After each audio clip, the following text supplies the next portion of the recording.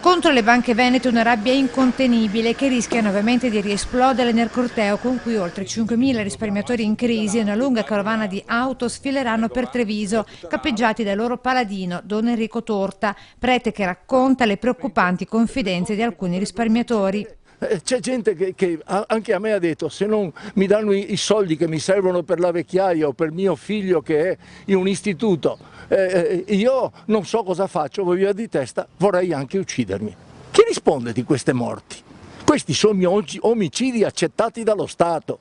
Parroco che oggi come ieri con i truffati chiama a manifestare al suo fianco famiglie, pensionati, disoccupati, imprenditori, professionisti, commercianti e lavoratori tutti.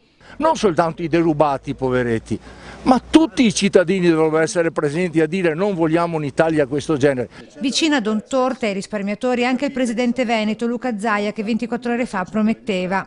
Ci sarò, non sono tra gli organizzatori, è un'organizzazione, a me piace, apolitica, non riguarda nessun partito, se no non ci sarei andato. A sfilare anche il sindacato di Polizia Veneto. Questa situazione sta rendendo emergenziale quella che può essere una situazione spiacevole per tanti. Ci sono state già delle azioni criminose legate a quello che è stato il depauperamento dei soldi di questi cittadini.